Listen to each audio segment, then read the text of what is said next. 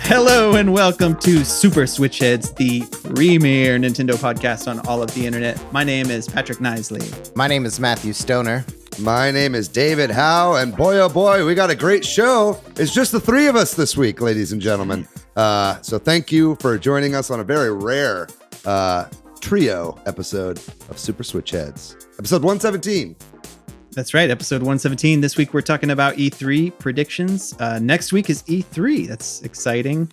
I guess this week, right? It starts this weekend, sort of, and then goes into next week. So we've got a lot to look forward to. Exciting times. We're going to talk about what we expect and hope to see at E3 and go into all that. We're going to have a lot of really great news articles to talk about too. We've got some new game studios forming, some games that studios are working on, news rumors going around. There's been some interesting Nintendo surveys going out about WarioWare. The full E3 schedule has come out, and Nintendo's doing a direct, and so we're excited to talk about all that stuff in this episode. But how are y'all doing? Pretty good. Yeah, not too bad. Pretty good over here. Yeah. Awesome. I like your new accent, Matt. That's very nice. Yeah. I'm going over here. Hey, I developed an accent over the past week over here. That's a Nintendo Switch podcast. Yeah, everything's going okay. I've been, if you guys have been following the saga of David's personal life recently, I've been like kind of without a car for the past few weeks. Really for the past like year.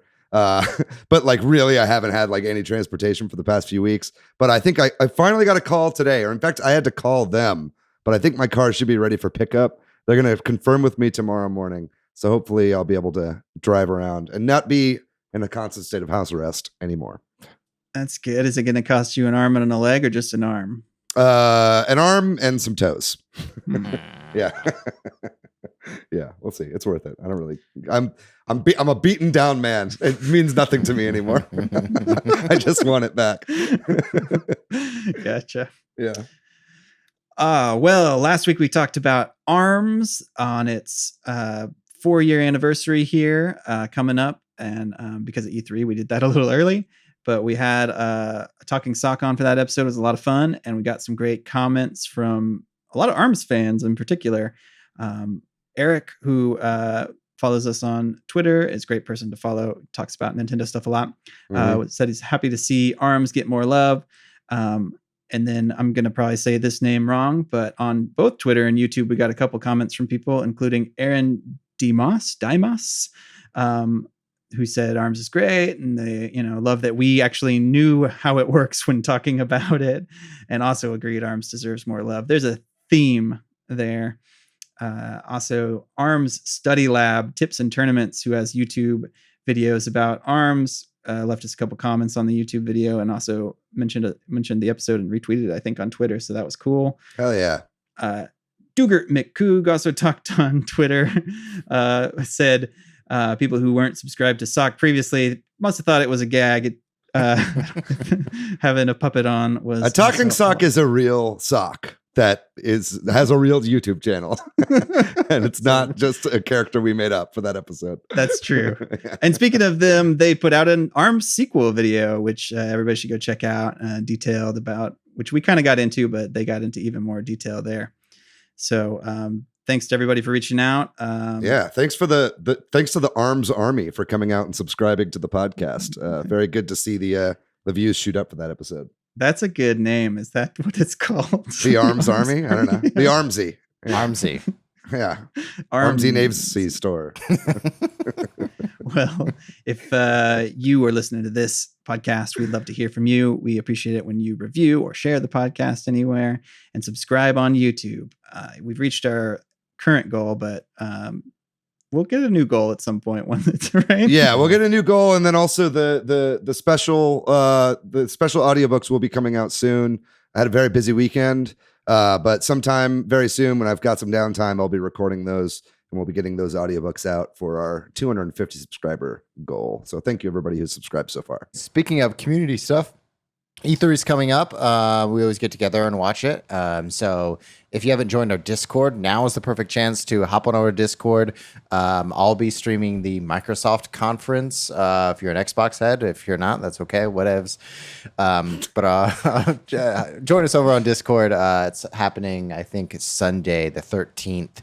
I think around noon Central Time. As well, maybe we'll do some little chats for the Nintendo Direct that's happening on Tuesday. I'm sure we will. We actually have a Nintendo Direct's voice channel, which is like mainly for, we could basically all like pop in and like kind of watch Directs together. So I'm sure we'll be doing that on Tuesday whenever the Direct happens. Absolutely. Nice.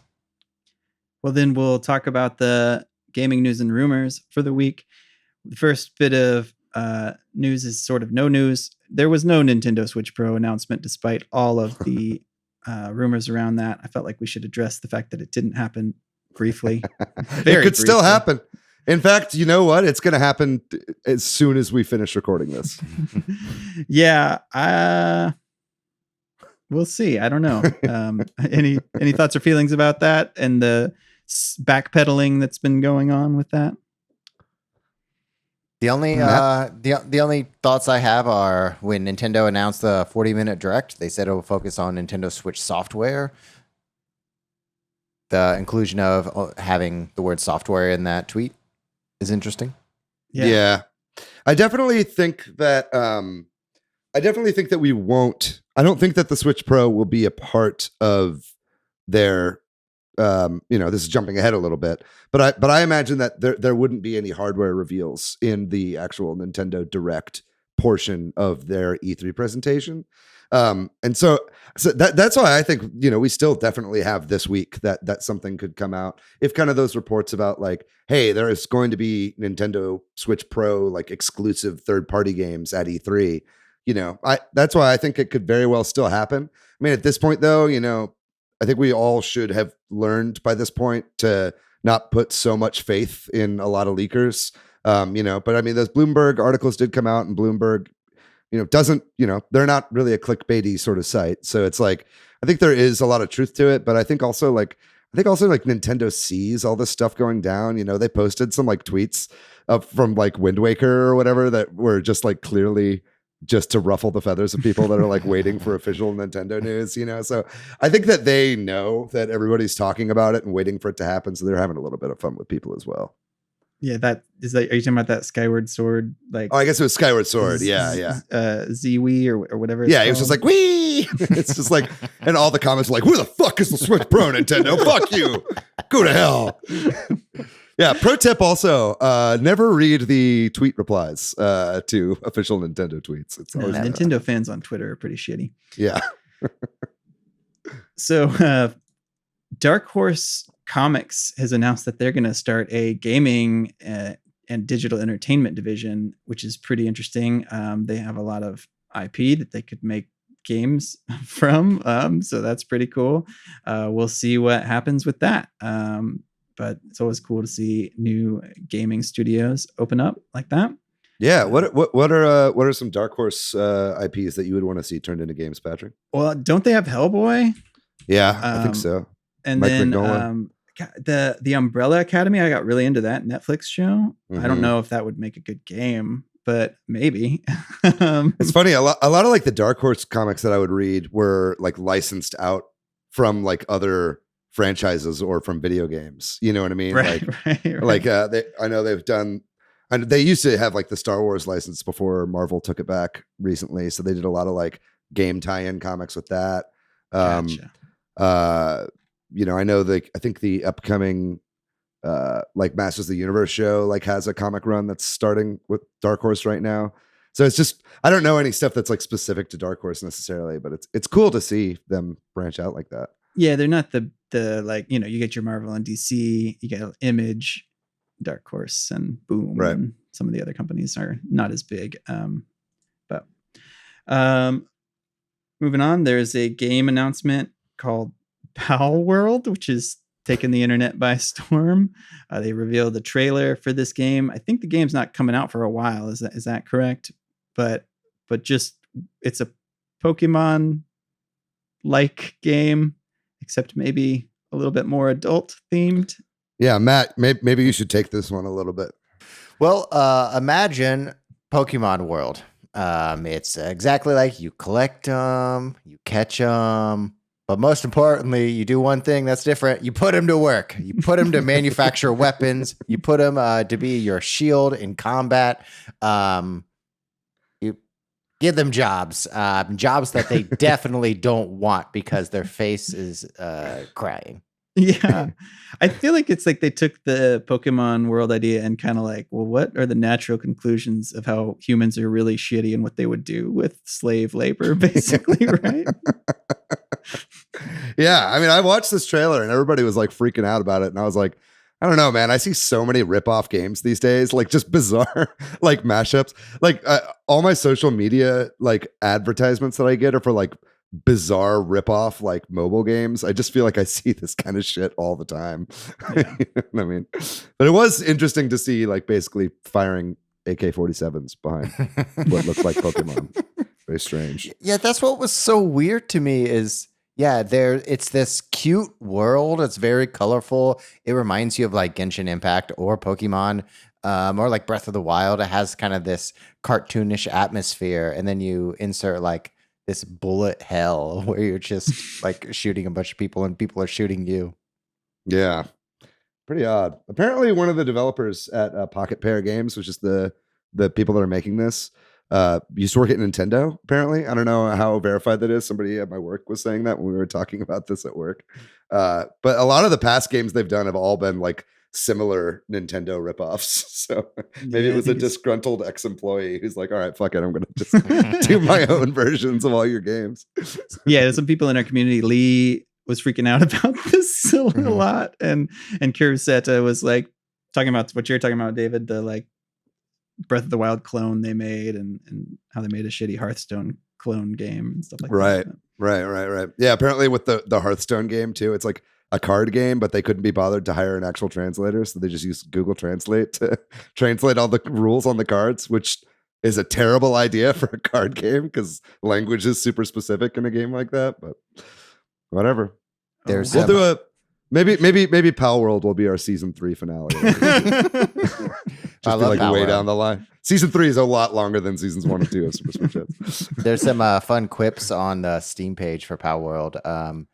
Talking about pals, it says you can fight, breed, help them with farming, or have them work in factories. But you can also sell them off or even slaughter them to eat. That, however, is forbidden by law.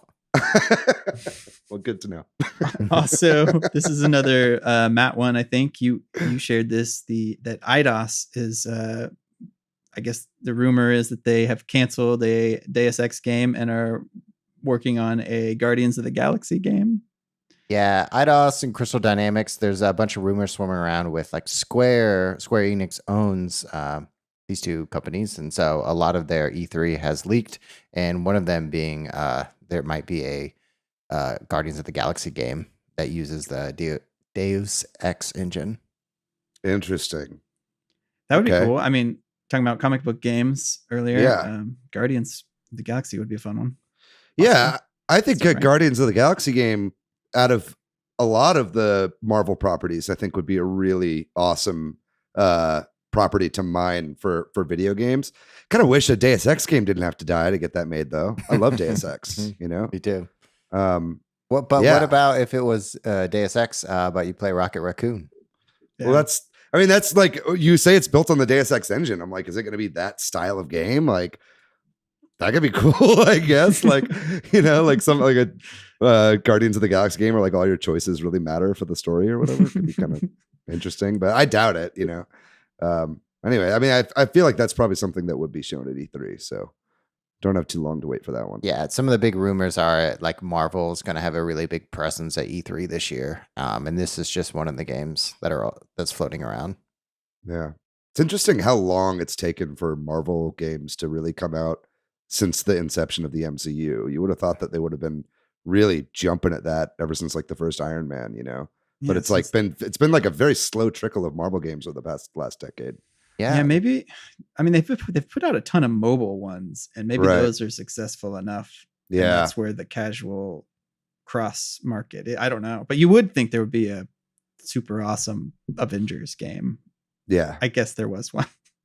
I don't know if it was super awesome. That's fucking debatable what you just said. It was super. It was awesome is debatable. Speaking of that Avengers game, I know multiple people. They're like, this game is fucking trash. I hate it so much. I've put like 150 hours into it though. I'm just like, what? Why do you keep playing it if you hate it so much? So whatever. There was a lawsuit filed in Connecticut against Capcom. I found this one to be particularly interesting and wanted to talk about this. There is an artist designer who had a like CD-ROM book type thing that came out in 1996 apparently, that is suing Capcom for using images from it in I think multiple games, but Resident Evil 4 is one of them. And so you look at these pictures that are out there, and it sure looks like they might have ripped off this person's work if this is accurate. I mean, obviously it's gonna be litigated or probably settle outside of court for an undisclosed amount. We'll see, but I hope we can follow this one, because I think this is really, you'd think Capcom wouldn't do this, but apparently it happened. My understanding is they're textures. A lot of the claims are like textures that are just like copied over from the source. Yeah, that makes sense. I mean, I think I saw a post recently about how there's like, it's like maybe it's a pasta box or something. One of the objects in Resident Evil 8 that has like text on it. The text is the lyrics to "Creep" by Radiohead. Like somebody like zoomed in on this texture, and it was like, I guess somebody's a fan of Radiohead. The artists at Capcom are all about to be fired. Yeah, I know. I wonder what other like weird treasure troves you could find in like old Resident Evil game textures. So, yeah. I mean, realistically, it's probably just a vendor that Capcom hired to outsource some of the work, and then that vendor used this source. So, right. That's without licensing it. Fire him anyway. Nintendo announced that they are going to be opening a museum. They are using some of the, I think, land that they own, or one of the like buildings that they own, and turning it into a museum. I think is my understanding. I haven't looked deep into this. Do y'all know a lot about this? It looked pretty cool. I'm familiar. Yeah, I think it's, and I might be wrong here, but I think this one's in Kyoto. It's not like at their headquarters, but it's in the building that used to be their headquarters when they were producing Hanafuda cards, gotcha. Like back in the day. So it's like one of their original buildings that they actually owned back from like the 1800s, right? And so they're converting it into a Nintendo museum that will kind of take it from all the way from those early days of the 1800s all the way through to the modern day, and kind of charting the history of the company over 3 centuries technically. And so that's really cool. It's like just another stop on a Nintendo Japan trip that I'd love to take in the very near future. Try to hit up the headquarters at least, just to like go check it out from the outside at the very least. Then also this museum, and then Nintendo World in Osaka, I believe. So and ride around in your Mari car. Oh wait, yeah. I think they killed that. Unfortunately, you could just ride around in a regular car and throw shells at people, though. Also, this week, I think this is a fan project. Correct me if I'm wrong, but there was a extended cut of the Super Mario Brothers movie, the old 1993 movie, which we've talked about a few times on the podcast, that restored some deleted scenes and added them back in. And I think you can watch this on the internet somewhere if you can find a link. What do y'all think about this? Has anybody had a chance to look at any of this? I haven't, but I've intended to. But you checked it out, all Matt?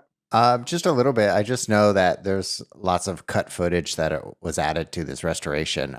Right. And just like looking at this Kotaku article, there's like a dance scene where it's just like a bunch of teens dancing in the Mushroom Kingdom. Yeah.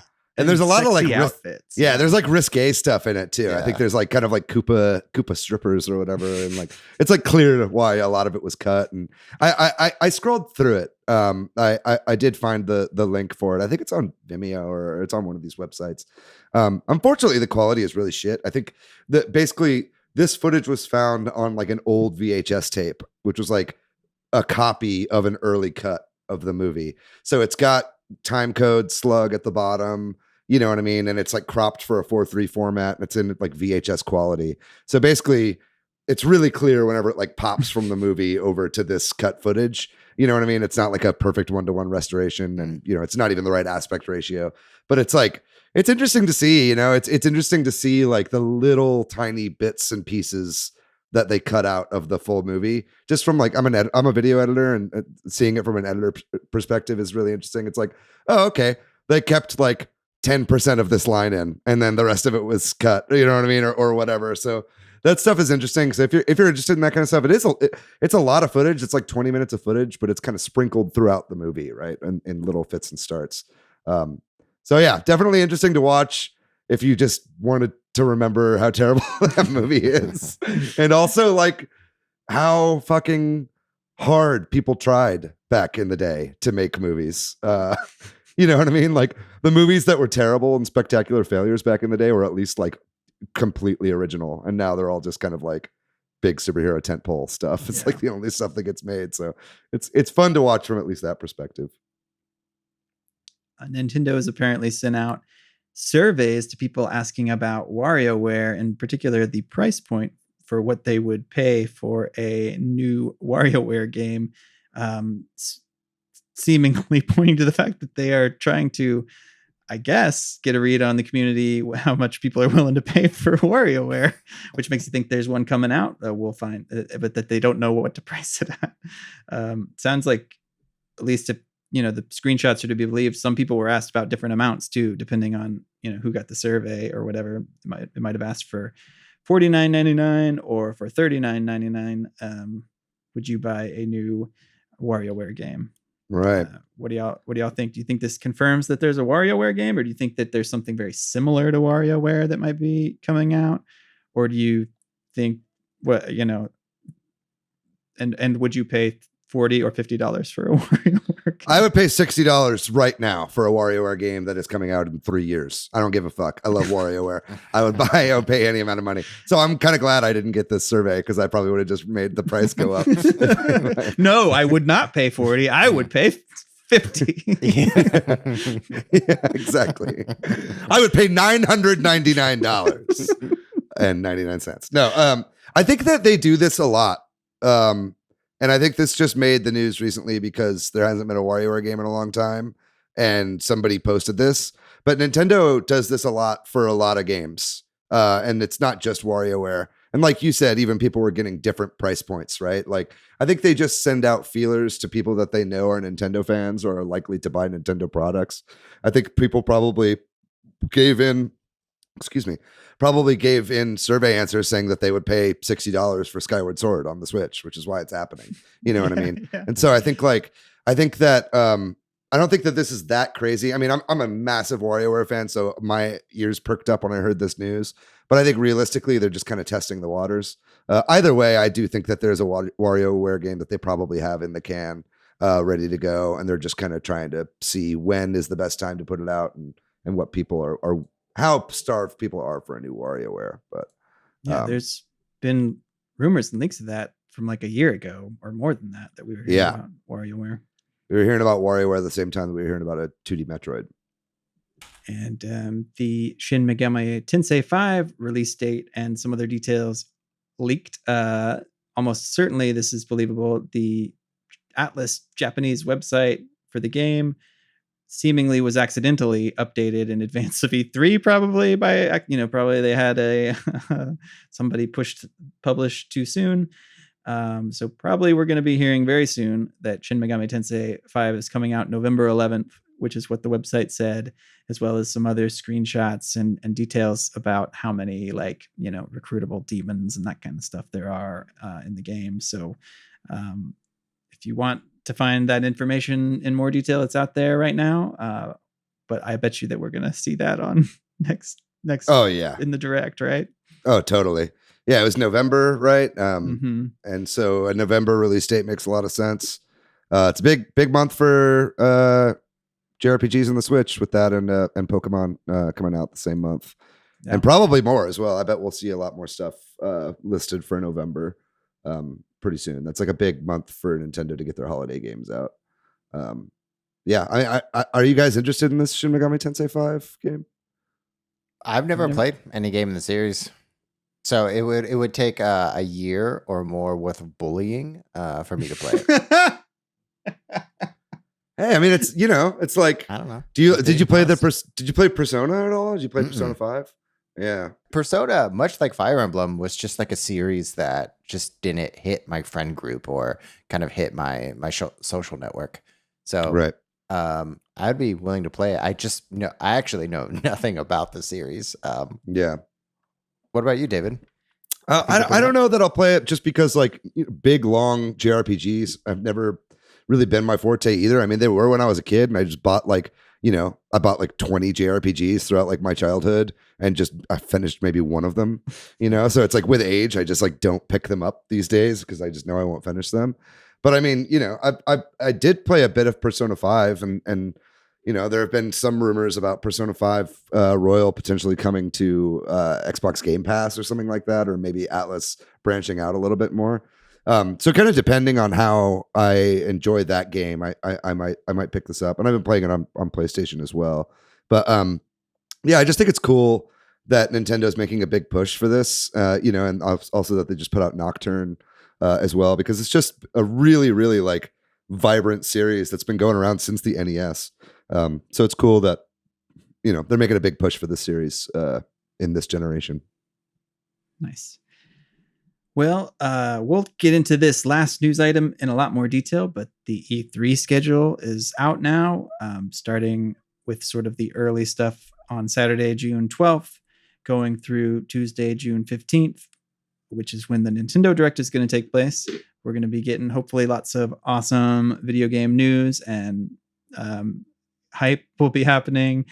Should be a fun time. We're going to talk all about the schedule and our hopes and expectations for especially the Nintendo Direct and maybe some of the other events as well after the break.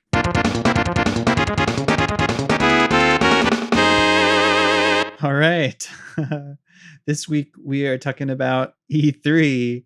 E3 is back after an off year in 2020. And we are all excited, I think. We're back, baby. We're back. We're back, but guess who got press badges last year and didn't get them this year?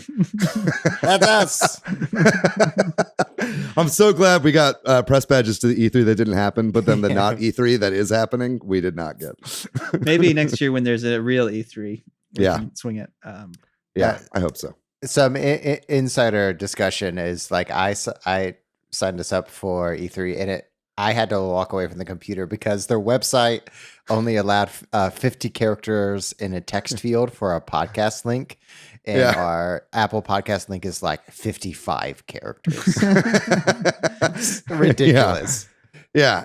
And so Matt, like in the application was like, you guys need to fix your fucking site. And they were like, all right, well, you're banned from E3. Yeah. And I put up a website of ASCII art doing a middle finger. We're excited for E3 though. We really are. Yeah. And they put out the full schedule like we kind of ended the news with. So I think we're going to sort of talk about the schedule and sort of the big picture of E3. And then we'll dig into the Nintendo Direct in particular, since we're a Nintendo podcast, and maybe then some other hopes and expectations for the broader conference. But it's going to start on Saturday, June 12th. So that's very soon. They're going to have some conferences there. I guess Ubisoft is maybe the biggest one, and Gearbox. And then on Sunday, like Matt mentioned, there's going to be the big Xbox and Bethesda, they're calling it now, Xbox and Bethesda Games Showcase. Do you think they'll keep doing that from now on? Or do you think that eventually people will know that? Give it a couple years. I think they'll probably just keep doing that forever. Yeah, at least having them combined like that. an E3 press conference is expensive and costs a lot of money. And if Bethesda is owned by Microsoft now, or ZeniMax is owned by Microsoft, there's really no reason to shell out for 2 different press conferences. And it will add more value to their own press conference, having all those IPs in Microsoft conference as well. So very excited for that one. Really hoping we see some Starfield this year. Yeah. Yeah. Seems likely. Yeah. Maybe. We'll talk about it. Square Enix has a presentation that day. There's the PC gaming show, which is always fun, I think, especially for PC gamers. Some other ones. And then Monday, I guess there's a Capcom and some other Take-Two. And then on Tuesday, we got Nintendo, as well as Bandai Namco and a couple other ones. So a lot of stuff to look forward to, right? Anything I didn't mention or anything I did mention in terms of the big picture y'all want to talk about? I just think this is going back to Sunday, June 13th. It'll be after Microsoft. But like Warner Brothers is in this weird situation. Warner Brothers owns like NetherRealms. They do Mortal Kombat and a bunch of the Batman games. I was at Arcane Studios. But like there's that big Warner Brothers split right now where some properties went to Discover. It's like Discover, Warner, and like Vivendi sold a bunch of other ones. So what Warner Brothers Games is right now, it's only showing as Back for Blood, but it's not showing other announced games like all the 2 or 3 Batman games that have been announced. I don't know what that's going to look like to represent that brand. I think it's interesting. Yeah, just today. Warner Media in general is all like really crazy and shaken up right now. I feel like a lot of people, like Rooster Teeth is owned by Warner Media as well. So like they're kind of a part of this where they're not really sure what's going on. And like, and then obviously in the game sphere, there's a lot of uncertainty, but it'll be interesting to see where all that stuff falls for sure. I find it interesting that you were talking about how like Gearbox is doing a presentation and like Capcom is doing a presentation. That never happened in a non-digital E3, right? It's interesting now for this E3 where pretty much everybody is doing a Nintendo Direct. There's more time kind of allotted, like more people, they don't have to buy stage space, you know what I mean? So it's like, I feel like a lot more people are getting into the presentation game. So it's going to be interesting to see it kind of all split up this way this year.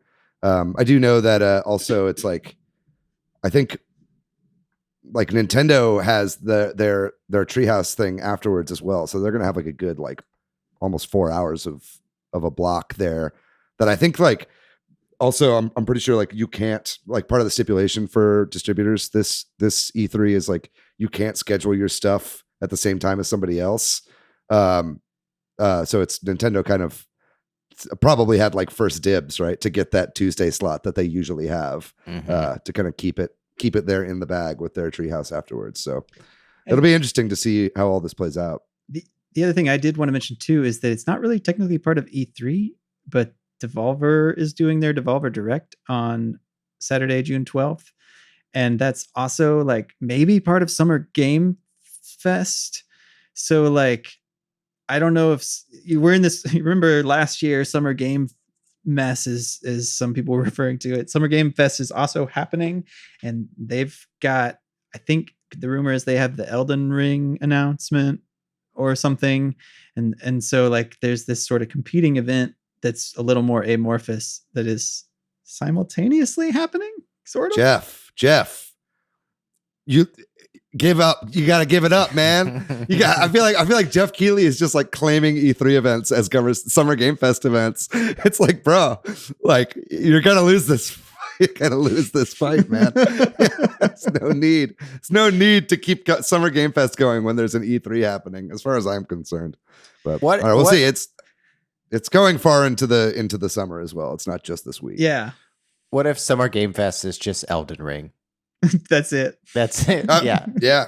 I mean, I've Nate on Reset Era, Nate the Hate, he's got a podcast as well. He's been talking about how like there are going to be some really good games revealed through Summer Game Fest as well.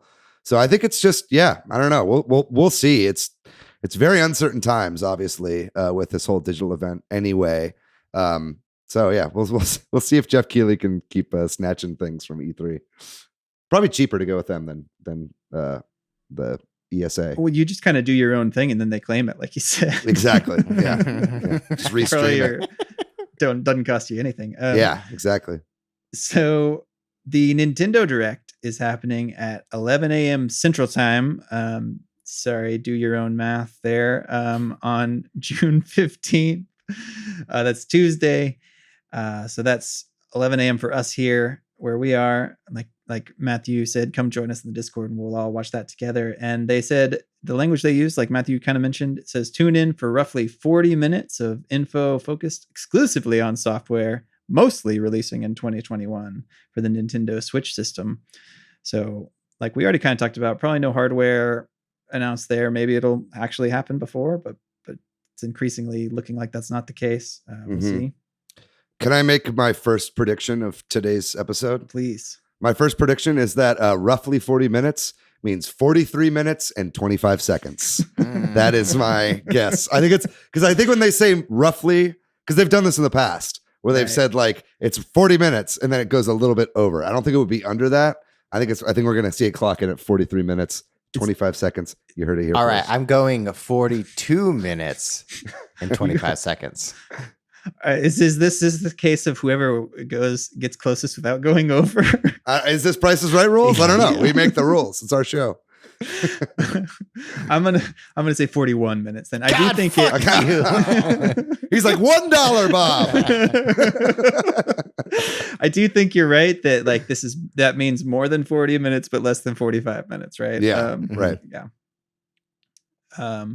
So we know about a few Nintendo games that are coming out after E3. I just mentioned some of these real quickly. Mario Golf Super Rush, June 25th. I imagine they might mention this game, but I also could see them not really.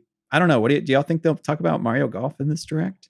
Well, not to get too ahead of ourselves, but I think a lot of these games that they've announced already, we'll see in that 3-hour Treehouse block, right? So I think like we'll see, like Mario Golf, for instance. They've already done so many announcements for it. They've put out official previews and people, outlets are already have their hands on it and stuff like that. So I doubt they'll spend too much time in the Direct, if any at all. But I think that's something that's prime for the Treehouse block afterwards. Right. We should mention that they've announced there's going to be roughly 3 hours. How long? I'm not doing that one. I'm not doing that one. All right. There's going to be roughly 3 hours. Coward. 3 hours, 25 minutes, and 26 seconds. All right, there it is. You heard it here first. Of the Treehouse, which is where they show off the games and people playing them and have little more in-depth kind of discussions about the games. And I think you're right. That's a good place for Mario Golf Super Rush. Probably a good place for Skyward Sword HD, maybe. Yeah, I'd agree. As well. Which is coming out July 16th. Right. And then there's the Pokemon games, which recently got dated. They don't tend to include, I don't know, do you think they'll mention, this kind of tend to happen in their own Pokemon presentations or Pokemon presents. Yeah. They're calling them. So maybe they'll show those off at the Treehouse. Maybe not. I could see them in the Treehouse. I don't see them in the main Direct. Yeah. I think like you said, they Pokemon Company generally does their own stuff. And in fact, they often will announce Pokemon Presents presentations very soon after E3. So I imagine we won't see anything about these Pokemon games. Like I don't think we'll see Arceus either, Legends Arceus. But I think that very soon after E3, we'll get a lot more information. We all already agreed that Shin Megami Tensei 5 is almost certainly going to be in this Direct, given the leak that happened coming out. We now know most likely November. So I expect that'll be a good 5-ish minutes, right? I mean, they haven't shown much of that, right? You think it'd be less than that? 5 minutes is a long time for a Direct. Yeah. For Shin Megami Tensei 5, I could see like a trailer maybe talking about some gameplay elements. Yeah, I'd say 2 minutes, something like that. And then there's a bunch of games that Nintendo has announced with either vague or no release date. There's Splatoon 3, there's the Breath of the Wild sequel, Bayonetta 3 is still on the table, Metroid Prime 4. I don't think that one. I mean, what do y'all think about those sort of bigger property announcements? Do y'all want to talk about those first or anything else you might want to predict or expect or not expect? Oh man, where do we start? Where do we go? Pick one. There's so one. There's one game we haven't discussed too much. It's No More Heroes 3. I think that's scheduled for like fall, like August. I don't think we'll see it in the direct. But I think we'll get some more footage sometime during the week. Yeah, I could see that in the Treehouse as well, showing some gameplay of that game. Because we have seen actually a decent chunk of that game now at this point, even though it's kind of been peppered over time. Let's go ahead and just talk about the elephant in the room, which I think has got to be Breath of the Wild sequel, right? That is the big one. And I think that I feel like we're almost certainly gonna see Breath of the Wild 2. I've been hearing some rumbling online being like, they're not gonna show Breath of the Wild 2 because they don't want to take away from Skyward Sword. And that's fucking bullshit. This is E3, baby. This is, this is like the all eyes on me, like Nintendo Direct, right? So I feel like now is definitely the time to drop Breath of the Wild 2 info. Hopefully we get a title reveal. And I think this will probably be it'll either be what starts the direct or what closes out the direct in my mind, or at least be like the kind of climax of the direct. And so I'm definitely looking forward to hearing anything about this game because we don't really know anything past that cinematic that they showed a long time ago. It's at E3 2019, right? Yeah, 2 years ago now. I think ideally we'll get both a title reveal and a release date. But if not that, I could see a release window. Release window and a title is probably, I feel like, what's most likely going to happen. You guys have any ideas what you think the title might be? Legend of Zelda Breathe of the Wild. Breathe of the Wild. Don't listen to me. I'm a fucking idiot. I don't like that one. Yeah. I think there is a chance it could be like not Breathe, but like a play on Breath or Wild or something like that. Gasp of the Wild. Gasp of the Hiccups of nature. What about the window? If we get a window, is it 2022? I think it's got to be at this point, right? Yeah, I think so. I think it's got to be. I don't know. I don't want it to be, but it is. It's got to be. I feel like it'll be like a roughly March release date. If we get March, that would be 5-year anniversary of Switch. Yeah, and 5-year anniversary of Breath of the Wild as well. Yeah, yeah, which makes a lot of sense. That seems quite likely or possible. Yeah, I could see that. Yeah, I don't know. I could see Blight be in the title also. Yeah. There's like Blight of Ganon or something like that. About Calamity? You think we'll see Calamity in the title? I don't think so because of Hyrule Warriors, like you kind of used that already, right? But I could see Blight. So I just feel like it might be a bit more like Ganon, like darker and like Ganon-y themed. Like the trailer was so dark, or the teaser that they put out, right? It was like really giving me like kind of like whenever Zelda goes dark vibes, which is really what I want to see from this, is like we get a Hyrule, we get the same Hyrule that we had in Breath of the Wild. And then on top of that, either like an underground world or a dark world variant of Hyrule, right? Like some like expansion to that area. So you can kind of do both, would be my ideal.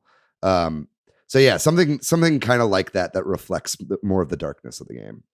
What if we got if we went from Ocarina of Time to Majora's Mask and Twilight Princess to Wind Waker? Maybe we'll get another alliteration. Like Calamity Chaos or that sounds like a Sonic game. Yeah. Sorry. Legend of Zelda Colors. Remastered HD. With Knuckles. Yeah. What do you think they're gonna show? Like a decent trailer? If they show off this game, like are they gonna, I guess it really depends on when it is coming. If it's 2022, then I would think like, yeah, they're gonna give us like a trailer, right? That's more substantial than the previous one, where we actually see some gameplay and some different locations and stuff, right?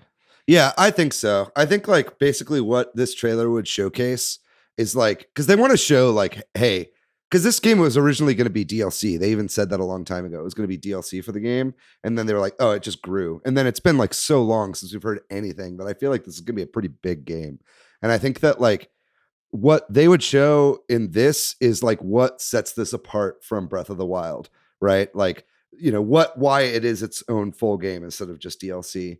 And so I think that, if there is some sort of dark world mechanic, or there's like even co-op, like we've had some rumors about, like a playable Zelda or something like that, I think it would be showing off the specific gameplay mechanics that make this feel like a true like evolution of Breath of the Wild, and not just like, hey, here's more quests in the same area.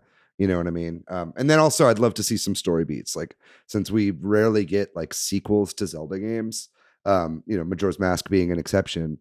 I'd like to see kind of a little bit more of what they were teasing with that initial video, what's happening next with these characters. That's what I'd love to see personally. Patrick, how about you? Before I ramble. No, I go for it. Yeah, that makes sense to me. I'm on board with that. I'm just open to see anything about this game because I'm excited about it, and I really do. I do hope that. I mean, I'm holding out hope that there's a playable Zelda because of what they've shown, and which is obviously very little, so that we have to go off of. But that's just sort of that's my biggest hope, that we like that's the reveal, right? Like that we see some cool locations, we see Link doing some cool things, and then fucking Zelda's moving around, and you can do that, What do we do if there is no Breath of the Wild 2 in this Nintendo Direct? What's then gonna we happen? look like fools. Yeah. I think people would be so goddamn mad, dude. We're gonna get Aonuma coming out again and being like, there is going to be Breath of the Wild sequel news this year, but not today. Instead, here's Twilight Princess HD. Right. Well, it's the only way I could see it not happening is if they were like, we're doing a Zelda 35th anniversary direct very soon, and it's not this. Yeah. You know what I mean? Like, but I can't see that happening. I feel like they'll definitely show Breath of the Wild 2, and then there won't be any other Zelda stuff. And like, we'll see more Zelda stuff a little later in the year, maybe around like fall. September, or in the early fall, like we saw with the Mario anniversary stuff. There's, I think, generally some things that I want to see. David, you're suggesting that the sequel to Breath of the Wild will be a bigger map. I would love to see a comparison, a new map, what that map looks like, some size comparisons. The second thing I would like to see, I hope breakable weapons are still a thing. I think that added an element that I personally enjoyed. It kept me engrossed. So I hope they don't. I hope Nintendo doesn't change that.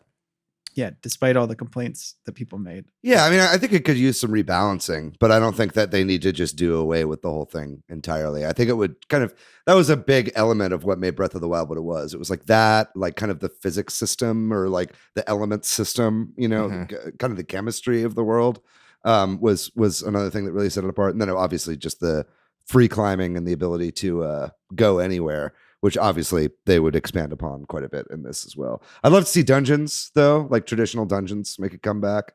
Maybe those are within the dark world or underground or whatever. Like, and that's not confirmed or anything. That's just my speculation. But it feels like, that way from that trailer. It does feel that way from that trailer, though. And so I think like that would be a really good opportunity to maybe have a way to have the world where it's non-linear, where you can beat stuff as you want. But maybe as far as dungeons are concerned, there you could have some kind of traditional progression with dungeons, right? That could open up stuff. And then I think if you were to do that and you unlocked items in a kind of a traditional Zelda way, that would make multiple playthroughs of the game a lot more interesting. If you were getting certain weapons at different points in the game where you didn't have them at other points in the non-linear area, like right? The Mega Man sort of thing, right? Where like very there's an optimum way to do it. And especially with that systems thing this is now a Breath of the Wild sequel speculation. yeah. But I mean, it's the big one. This is the game that everybody wants to see. Yeah. So it's okay to spend a lot of time on it. Okay. Well, I just realized we're talking about it a lot. And then I was like, but yeah, to finish that thought, just like what you're saying, where there's maybe an optimum way to do it.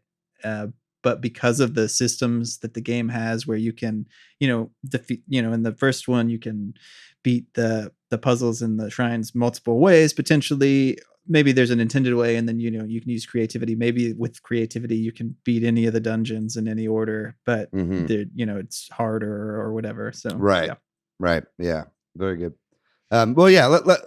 Let's move on. Do you guys think we'll see anything about Metroid Prime 4 here?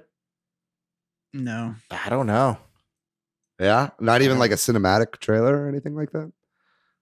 maybe. I could see it. I think to your point that they're going to want to open or close with Breath of the Wild sequel, and that just feels likely to me. I feel like they might save a Metroid Prime 4 reveal for like a fall direct or something if they want to do one then. Yeah. For that reason of like, that could have similar big impact. I think, this may be getting ahead of ourselves too, but like Smash DLC, I could see being an opening or closer for this direct. Yeah. Breath of the Wild 2 being an opening or closer. And then I don't know, between Splatoon 3 and Metroid Prime 4, I feel like they might want to hold on to those for big opener or closers for other directs. I don't know. Here's my prediction for Metroid, because I feel like we're definitely going to see Mercury Steam's 2D Metroid game at this show, right? Gotcha. So here's how I think the Metroid block is going to go down. It'll be like the direct animation will come on. It'll be like a beloved Nintendo franchise is celebrating its 35th anniversary, and there's a new game coming in its old style or whatever, and then it shows the trailer for the new 2D Metroid game, right? And it looks great. It's like in HD. It's like basically, Samus Returns, but looking a lot better. My hope is that game is a new game, like a Metroid 5, and not just a remake of Super Metroid, as has been rumored. But we'll see. Either way, I'll be happy to play this. So I think they'll show that trailer. It's going to look really good. And then they'll be like, and there's also another Metroid game in development that you guys know about, but we haven't seen a lot of. And then here's that. And then they'll show like a very short cinematic teaser for Metroid Prime 4. Now, at the end of that teaser, my prediction is we'll get no release date. It'll just say it's currently in development. It's going well at Retro Studios. We can't tell you the release date right now because they're still hard at work. But what we can do to tide you over, Metroid Prime Trilogy for the Switch. They've been holding on to it. You got to know that thing's been done for a long time. I think now is the time. They show the trailer. There's barely any information in it. It's just a little bit more than what we saw with that PNG trailer of fucking Metroid Prime 4 back when it was a Bandai Namco game, right? And so they'll show a little bit of a cinematic, and then they'll be like, to tide you over, we're also releasing Prime Trilogy. It drops today, motherfuckers. Today. I think it's a shadow drop. Wow. I don't know. That's way too fan servicey, isn't it? Yeah, well, I think they want to have a physical release of that if they put it out. So Maybe, but maybe not. It was released digitally on the Wii U, so yeah, maybe not. Yeah. What do you guys think about that? Am I being way too optimistic? No, I think if there is a Metroid 2D game and it's in this direct, I could see that. I could see them wanting to mention Metroid Prime 4. In which case, if there's also Breath of the Wild sequel, Metroid Prime 4, this direct could be fucking lit. Yeah. But we're getting our hopes up then, right? Yeah, we are. That's the point of a predictions episode, baby. We could potentially, if we do get Metroid Prime Trilogy, Shadow Drop, then we could also get a Legend of Zelda HD Collection Shadow Drop. Yeah. Man, they want to sell those games physically, I think. But maybe, I guess, they might decide that, or maybe that's some servicey thing they're doing or something. Yeah. I feel like the Legend of Zelda collection, when I was talking earlier about how people are like, they're not going to show Breath of the Wild because they want people to buy Skyward Sword. I think if they showed a collection of Twilight Princess and Wind Waker, or a collection of Ocarina of Time and Majora's Mask, people just wouldn't buy Skyward Sword. They'd be like, well, all these other great Zelda games are coming. I'm just not going to pick up Skyward Sword, because I've heard it's like the least good out of all of them, even though I really love Skyward Sword. It's like, it's a single game. It's $60. The value proposition isn't there if they are giving away all that stuff right now. I feel like we'll see those later personally, but I would love to be surprised. I'd love to see it still. But yeah. Yeah. Started rambling. Sorry. That's great. I was like, no, Matt. Okay. That's fine, David. What about some Damn. threes? You think we'll see Splatoon 3 or Bayonetta 3 at this one? I think we'll see Splatoon 3. 100%. I think so. You don't think that this is the year finally for Bayonetta 3? We got it announced like 4 years ago. I don't know. I want to talk about Splatoon 3. Let's talk about Splatoon first. All right. You think that? What do you think that would look like at this? Man, if half of these things are true, this is big. Yeah. Yeah, I think we'll just see a little bit of Splatoon 3. Probably not a lot. Maybe 2-3 minutes of it. Of some new weapons. We'll see cool music, hear cool music, and see some cool outfits. Just focused more on the Splatoon kind of fashion and the aesthetic that game brings. I hope that if they show Splatoon 3, that we see some new modes. Either either a cool single player mode that's different. I mean, I'd be fine with the single player mode that's similar to the previous ones, but maybe some, I can't even imagine what it is because it's like Salmon Run but different. You know what I mean? Like, I'd love any kind of local multiplayer, any kind of single screen multiplayer. I think it's like it sucks that game doesn't have any single screen multiplayer because I think that I think a lot more people would play if it did. To be honest, if you could get people to play the co-op campaign, I will be very surprised if we'll see split screen in Splatoon. Yeah. I also doubt it, but that's like a personal dream. Yeah. Maybe some Put other it new into the mode universe, man. Yeah, exactly. I'm not so convinced that we'll see Splatoon 3 because I don't know how much there is to announce about that game in a direct. I could see that potentially being shown off at the Treehouse. But I don't know. Maybe there is, especially if there's more modes, Patrick. Like I think Splatoon would be great for a battle royale type mode. And so if they had something kind of like that, I think that would be worthy of a direct. So it just kind of depends on how much they're expanding the game. Splatoon 2 really felt like not that big of an expansion from Splatoon 1. Like there was definitely a lot of cool stuff, but it was like just felt like more Splatoon 1. I'd love to see them make the game into something a little bit more of a difference between the first and second games. You got that vibe from the trailer, or I got that vibe, I should say, from the trailer of that sort of wasteland. It felt like there's a single player mode there. You know what I mean? Or something. Or I hope so. Yeah. We'll see. Let's briefly talk Bayonetta 3 though, because it has been so long. Do you guys think we'll see it this year? Feels like there's a chance. More, I mean, but we say that every time this happens. It feels like it's been so long. I feel like they gotta say something about it soon, but they don't. They can do whatever they want. So who knows? Yeah. I don't know. It's very strange. It's just like Bayonetta 3 just had that same just title screen treatment. And then they like released the collection for Switch like years ago. It's been such a long time. We haven't heard a single peep. We haven't seen a single image. So I don't know. I'd definitely love to see it. I think it is going to be a Switch exclusive, right? Am I right on that? Yeah. So this would be a great time to do it. I really think this is the year personally that we do see Bayonetta 3.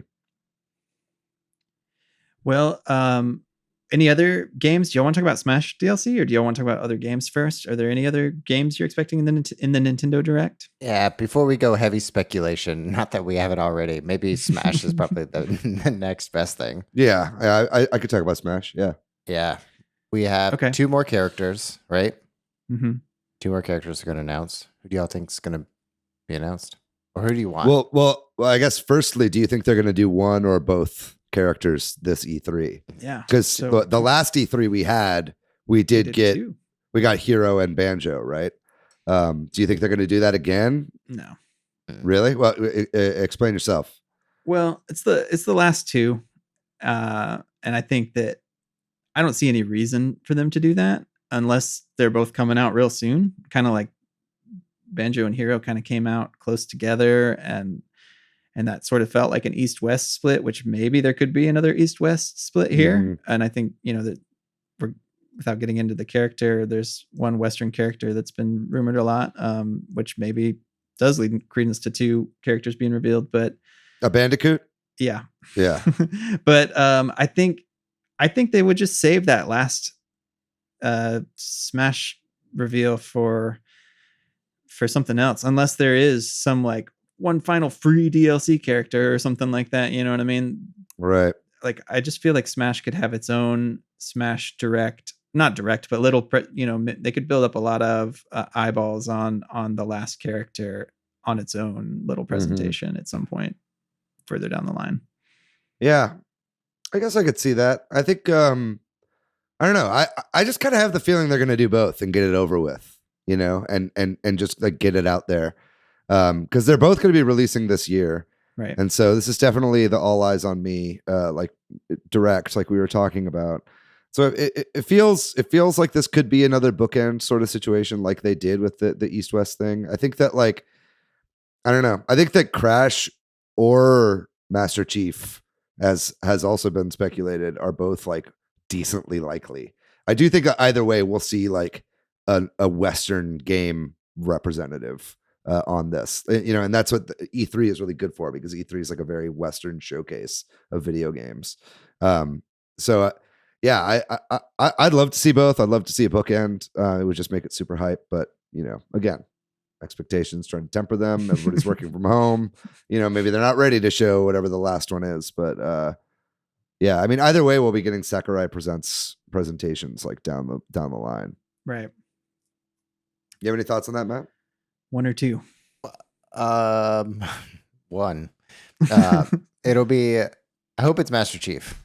That'd be great. Yeah. I think I might be a little let down if it's Crash. Personally. Yeah. I'd love for it to be Rayman. That seems also possible. Rayman would be a huge surprise. Yeah. Rayman would be awesome. Guessing Smash DLC characters is so hard because they have zero to do with anything. It seems like you'd think that they would tie these in with other game announcements, but like at least in Ultimate, they have not made a lot of sense in terms of that. Like, well, you had Pyra and Mithra, right? Like that's kind of tied into Xenoblade 2, and you had the Fire Emblem Three Houses reps. The reps didn't come out at any time where close to the game's release or DLC release for the game. That's what I mean. Like, sure, it just Min came out way late in the passes, and Sephiroth came out way after. Not way after, but these things could have tied into game releases or like, but they didn't really, and that's where I'm like, there's no way to know what they're thinking. Yeah. Well, it's my either way, we're like certainly gonna get a character reveal, right? Yeah. And so that's just hype in and of itself. Yeah. I also am with you, Patrick, where I've given up on trying to guess what Smash character is coming out. But but it's I'm just hyped for whatever they do. I think even the characters I didn't really like the announcements for, I ended up really liking those characters. So whoever they pick, I'm ultimately going to be cool with. But I would love to see like one more Western representation for like kind of Western gaming, because it's very, very heavily Japanese skewed, which is okay. But it's like, yeah, I think there's a lot of choices you could make from Western games that would be great. And I'd love to see one more first party Nintendo character too. I'd love to see another Mario character. Love to see Waluigi, but we'll see if that happens. Waluigi seems primed to be a Piranha Plant type character, but we'll see. Yeah, I agree with that. And there has been that sort of Microsoft and Nintendo rumor, so it could be the Smash character, or maybe it's not. Maybe do y'all think that this sort of Microsoft Nintendo collaboration rumor or whatever it is something we'll see at this direct? Good question. And if so, is it? Yeah, maybe it is Master Chief in Smash. That'd be pretty awesome. I've been hearing that the Microsoft Nintendo collab is something that's going to be happening later in the year. So if that's the case, it might not be here at E3, right? Gotcha. Be that Game Pass, be that a game being ported to the Switch, be that a Microsoft character in Smash. We already have a couple Microsoft characters in Smash, technically. So it's like, I don't think that necessarily needs to come out right now. But yeah, I kind of personally don't think we'll be seeing any like Game Pass on Switch sort of news. Yeah, I don't think so either. I think that needs more time in the oven. Well, then we've gone through a lot of the big likely things or possible things that, have dates or we know about. Anything, there's certain to be something we don't know anything about that's going to be shown off, or some third-party crazy things. Anything else y'all are either expecting or hoping for at this presentation? Well, I mean, I'd love to see whatever Donkey Kong game has been talked about recently. I'd love to see just what form that game is going to take, be it a 3D game or a 2D game. Either way, I'm here for it. I'm a huge Donkey Kong fan. I think that, it's the 40th anniversary of Donkey Kong. So this seems like a really good time to put that out. Interested to see what that could be. I really hope it's here at this presentation.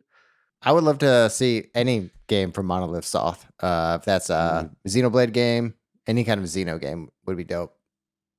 I think we will see a Monolith Soft game, and I think it's going to be Breath of the Wild too. That doesn't count, David. I want Xeno, and I want it next week. Would you be disappointed if it's X? Yeah, I tried. Yeah. I played really.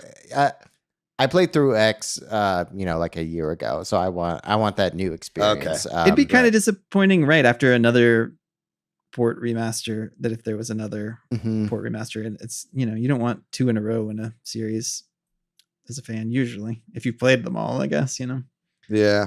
I'd be okay with it. I think it's one of the untapped Wii U games that really needs to be brought over. So I would be happy to see it. It's a great game. If any of the listeners never played Xenoblade Chronicles X, it's a Wii U game. It's great, but the weird thing is, like, they really hype up the skills, like the robots, the mechs that you can get in the game, but you don't get it until like 60 or 70 hours into the game. Yeah, it's ridiculous. Just like a massive world on Xenoblade Chronicles X, though, right? Yeah, it's huge. Yeah. Well, the game that I was really hoping we'd see in this direct, but has been kind of deconfirmed, is Hollow Knight Silksong. The developers said there's not going to be anything at E3 on the game, and if there is, then they're proven to be liars, and so I doubt they'll do that. I don't think there will be. Yeah, I believe them when they say that. You're talking about that Summer Game Fest thing, and Nate saying there's big Summer Game Fest games. I'm crossing my fingers that them saying they're not at E3 doesn't mean we won't hear something this summer, and that it's maybe part of the Summer Game Fest. But that's total aside. I definitely could see WarioWare being here, or some sort of Wario property being here. Like we said, we'd heard rumors about WarioWare back when the 2D Metroid rumors started. So if they started development around the same time, I think now would be a good time to show that off. Some weird quirky games like that I would love to see. Something like kind of from the vault that isn't quite like the stuff that everybody wants, like, which is like F-Zero or Star Fox or Wave Race. Everybody wants Wave Race. Red Storm. I think something like that is much more likely, like maybe even like a Rhythm Heaven, something like that. One of those like kind of quirkier games, I think would be really great to see get a comeback. I mean, WarioWare just makes like too much sense. Now the question is, do you guys think we'll see anything about Nintendo Switch Online expansion at this E3? Feels like we're due for that, but I could also see that if there really is hardware revision, tying more into that. Sure. But I could also see them doing it here. I don't know. Yeah. Have they done anything about NSO in like an E3 Direct before? I don't think so. No, I mean, so like what? They pushed, when the Switch came out, they said that there was going to have paid online, but they pushed it out till September of 2017. Is that right? Or did they push it even into 2018? It might have been September of 2018. Even I think it was the following year. And then September of 2019 is when we got Super Nintendo games. It was like a year later. Mm-hmm. There's been nothing since, except for like 3-month little trickle drops, right? Is that how it went down? That's just so weird. I think so. Yeah. Maybe our timeline is off, and please yell at us in the comments if we're wrong. But it's like, I think that I think we're definitely due. I think that if the next console is like Game Boy or Game Boy Advance, they just announce that in September when people's like subscriptions are about to renew. But if it's N64, I think that would be fucking hype, and people would get really hyped for that. And I think that they would actually show that in an E3 presentation. So it kind of depends on what their next console they want to put in is. But also, if it's N64, I could also see them raising the price to like $30 a month instead of $20 a month. So it kind of just depends on what they're going to do. I personally, I would love to see any update about Nintendo services. If that's voice chat on the system itself, if that's Bluetooth capabilities on existing or new hardware, if that's additional consoles on Nintendo Switch Online, or more multiplayer capabilities for existing games on Nintendo Switch Online, some kind of update about existing services or new services.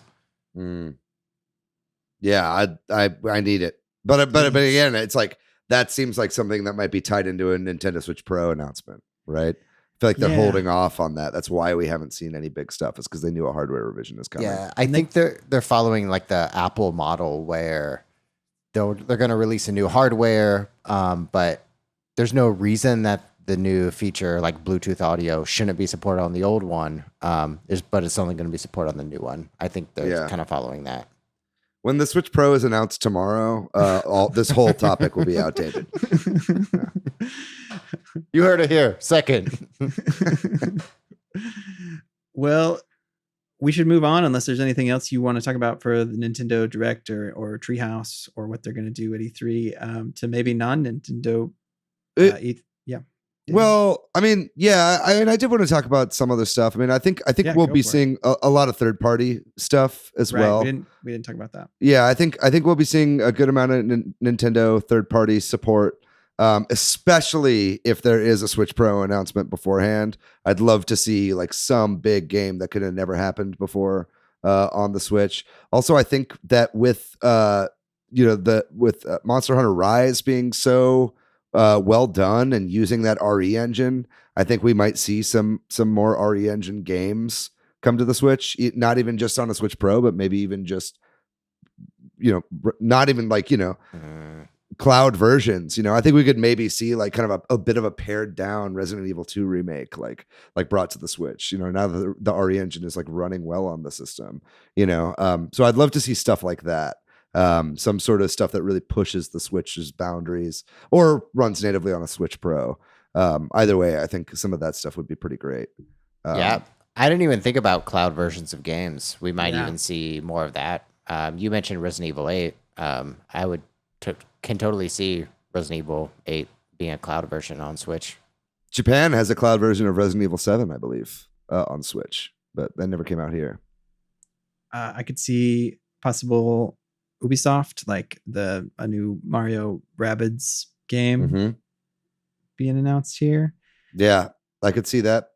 There was another one that I had in my head too that I've thought of now twice during this thing, and then it's left my head twice. Well, to give you another minute, we might get an update on that Project Triangle strategy game. I feel like it might be too soon for that, but that game also got a lot of buzz, so I could see them maybe saying, we took some of your feedback and here's another demo or something at some point, as they have done before. If there's no more third-party things, what about the other conferences? Microsoft conference, Microsoft and Bethesda conference, or the Square Enix conference? Is there anyone in particular you're more excited for? Also, it's like you said, Dave, it's kind of, Capcom's doing the presentation and other ones. What do y'all think we'll see at some of those, or what are you especially excited for? First and foremost, I'm excited for Halo Infinite. Yeah. Especially, I want to see how Microsoft and 343 Studios answer to last year's interesting situation. I want to see Craig's glow up. Yeah. I hope they show Craig. Yeah, I'm sure they will. Yeah. He's become like the Microsoft mascot. Do you think? I think it's almost certain they're going to show some Halo Infinite, right? Totally. They've got to. I think it might even be confirmed. Yeah. Not confirmed, right? But possible we see Starfield. You mentioned, David, there's been a lot of rumors about it. I think Starfield is all but a lock. It's been in development for such a long time. We've already gotten lots of leaked screenshots and stuff like that. So I think it's definitely in a showable state. And this is the first Microsoft and Bethesda conference, so they want to blow it out. I don't think they're ready to show Elder Scrolls 6 yet. We might get a little bit of a teaser, kind of like we had a couple years ago. But I think now is when we'll really see the full real reveal of the kind of game that Starfield is. And this updated Elder Scrolls Fallout engine that they'll be using for this game as well. Cool. Anything else at the Microsoft conference anybody is expecting or hoping for? I'm hoping for Atlas stuff. I'm really hoping that Atlas releasing Persona 4 Golden on Steam really lit a fire under their ass to be like, hey, maybe we don't just have to put these games out on PlayStation, and like I said, God, sorry I'm burping so much. Like I said, there have been lots of rumors about Persona 5 potentially coming to Game Pass. So I'd love to see just more JRPG love on Game Pass in general for the Microsoft conference. But yeah, I also think that a lot of the third-party stuff we were talking about for Nintendo Switch might be doled out to some of these, third-party showcases, like the Capcom showcase. Would they show a Resident Evil 8 cloud version at the Nintendo Direct, or would they hold that for their own showcase, right? So I think we'll be seeing a lot of additional Nintendo Switch support in a lot of these third-party showcases as well. Cool. Anything else? Are there any other conferences you're really looking forward to? I mean, I don't personally, I'm kind of curious what's going to happen at some of the other ones, but I mean, do you think there's going to be more Final Fantasy remake news or Final Fantasy 7 remake news at the Square? Yeah, I'd love to see any hint as to what part 2 of the Final Fantasy 7 remake would be. And whatever this new Final Fantasy game that they're talking about as well. I'd love to see what that is. Right, like there's the rumor of the sort of Dark Souls-y Final Fantasy game, right? Mm-hmm. Yeah. Any other conferences or anything? Not really. I'm really looking forward to Devolver's conference, like I am every year, if not just for entertainment value. Yeah. Shadow Warrior 4 and 5 announced. What's the weird thing they're gonna do? Like, like they always do, like an arcade cabinet with something, or like the E3 game that they made last year or whatever. Like they'll do something like that, right? That'd be something like that. I just want to see like the canon of their like storyline of their presentations continue. Like I just find that to be so interesting. And they always have great games. It's like Devolver just has a really good knack at like picking out good indie talent. And I'm sure a lot of that will be multi-platform and a lot of that will be coming to the Switch. Yep. I'm sure all of that will be in their specific conference. So I'm just interested to see what new cool developers they want to showcase this year. Yeah.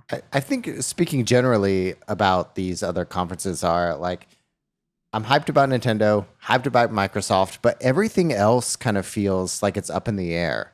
Yeah. I think maybe it's because last year was like, I'm excited for this upcoming E3, but like, I don't know what to expect from anyone.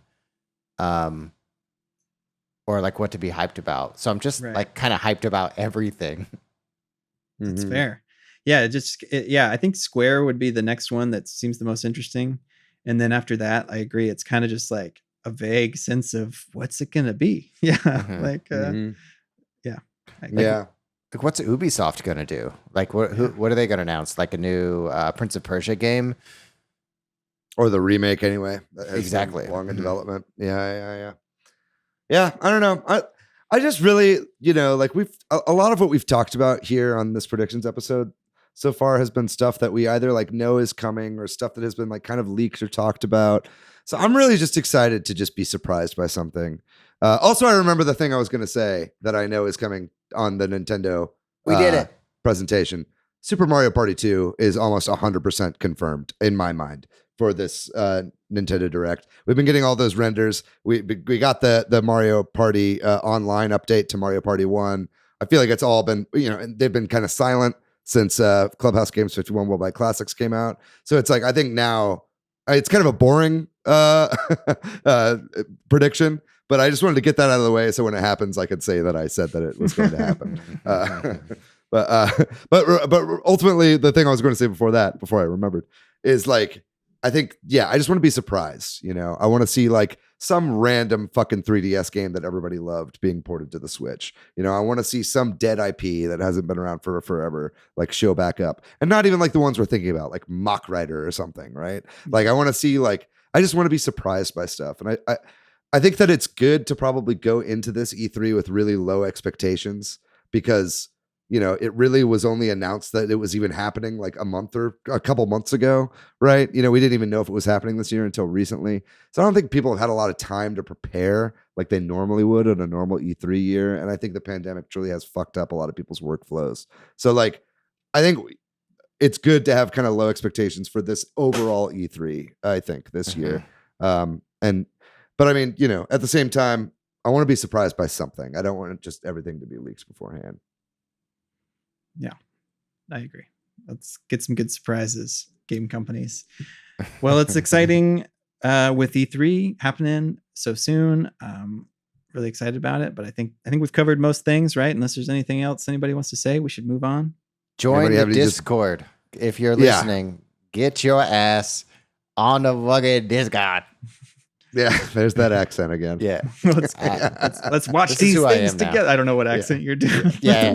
The wicked Discord.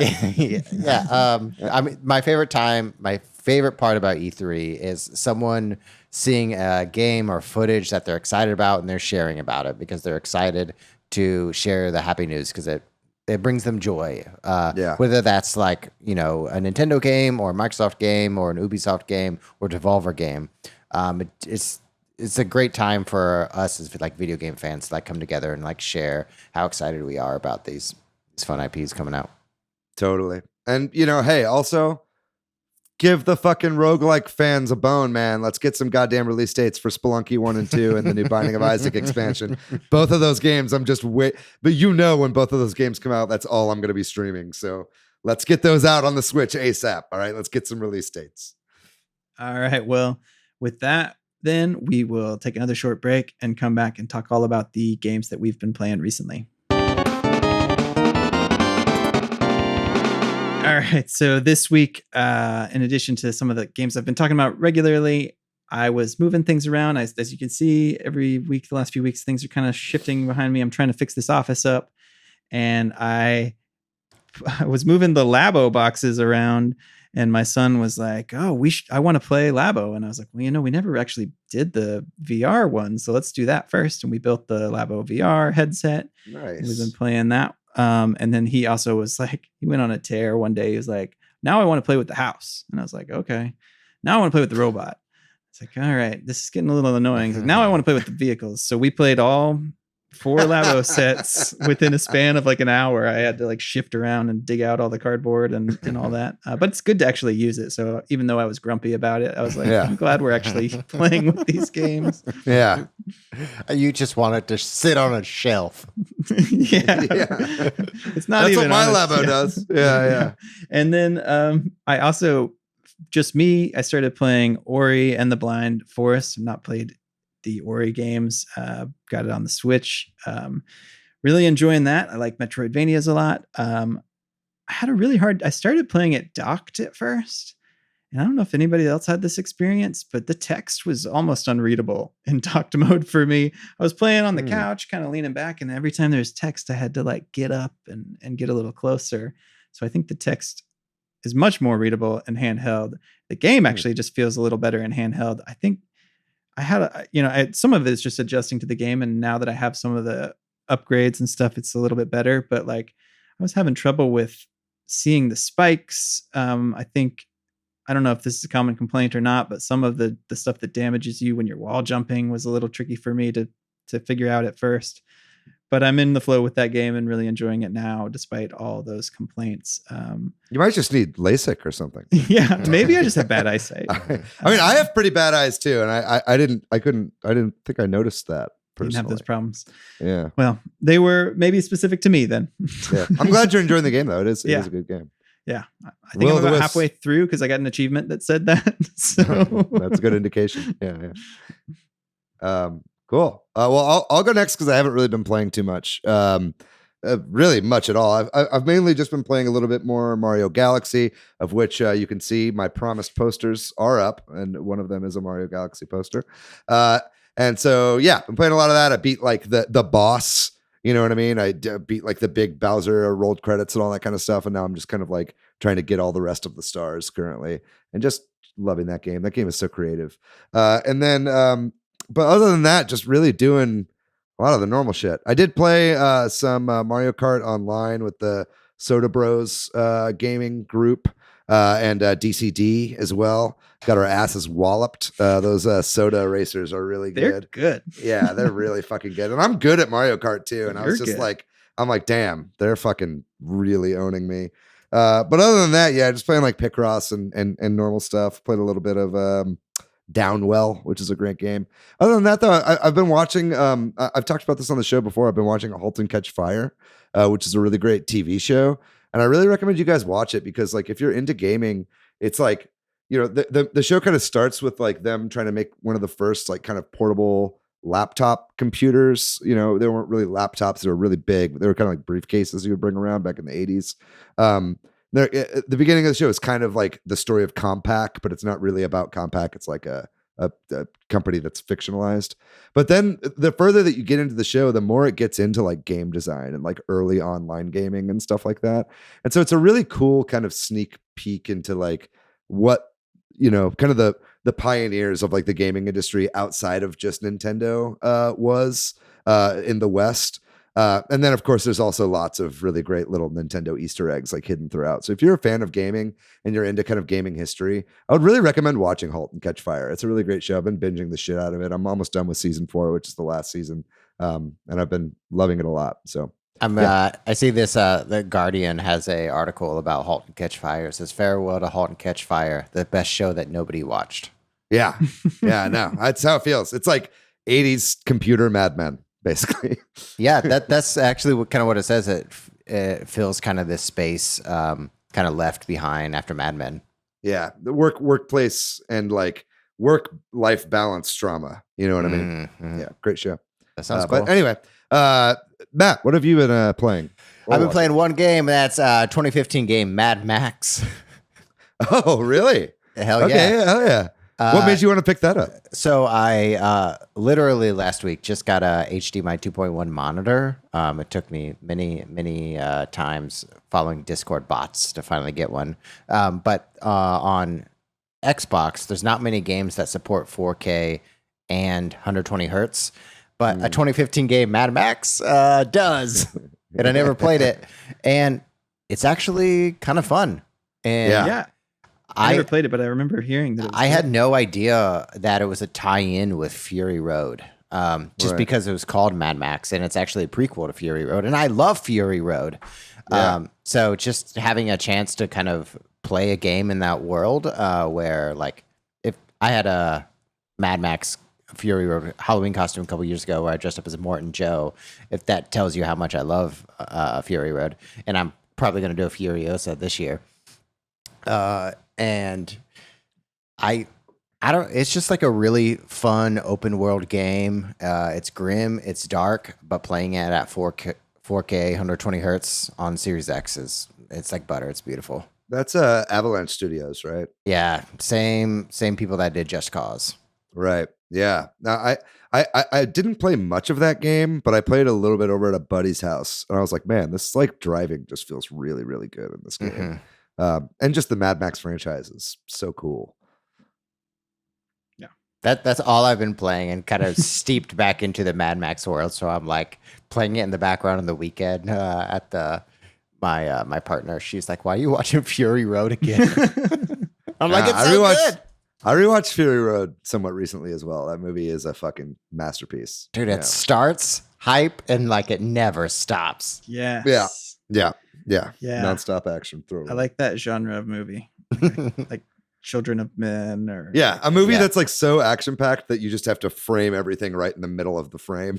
You can't. Everything is just like it's just like, anyway, excellent stuff. If I would recommend, like, if you have any chance to play Mad Max, it's like $20. I was very surprised that it's not on Game Pass anymore, but it was a couple of years ago. It's Shadow Drop for Switch. It's coming. 4K Nintendo Switch Pro Mad Max. That's 120 hertz. Yeah. Very good. All right. Well, that just about does it then for this E3 predictions and speculation episode. Thanks to MilkyWay.co does our website. Thanks to Corduroy for doing our music. If you're looking for me, Patrick, online, I am PDYX most places. Hey, I'm on Twitter, Matthew, MATHYOU. I'm pretty much everywhere on the internet at Monolith Fiji. And if you'd like to find our show on social media, we are at Switch Headz on Twitter. We are at Super Switch Headz on Instagram and Facebook. And then, as we've plugged multiple times throughout the show, please join our Discord community, our server. It's always popping off. We're going to be doing lots of fun stuff over the E3 period, watching stuff together and talking over different directs and whatnot. It's always a really fun place to join us for that. And then we've got our Facebook group as well. which is also similarly popping off and has its own built-in community as well. I think we're almost 500 members on the Facebook group, which is pretty cool. If we get to 500, I'll write more Zelda fanfic. Yeah. But then of course, thank you everybody for listening to our E3 predictions episode. What do you think is going to happen at E3? This is a call to action. Write it in the comments. Write it in our Discord. But also write it in the comments too, because that helps the algorithm.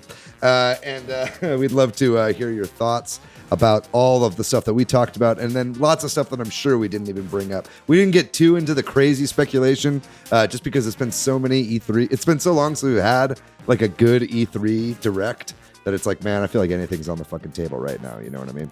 But it's a very exciting time to be a gamer. Glad you guys are able to join us. And, make sure you tune in next week because we're going to be giving our full thoughts and reactions to the Nintendo Direct E3 presentation and some of our thoughts on the rest of E3 as well. I can't wait. Sure you tune in.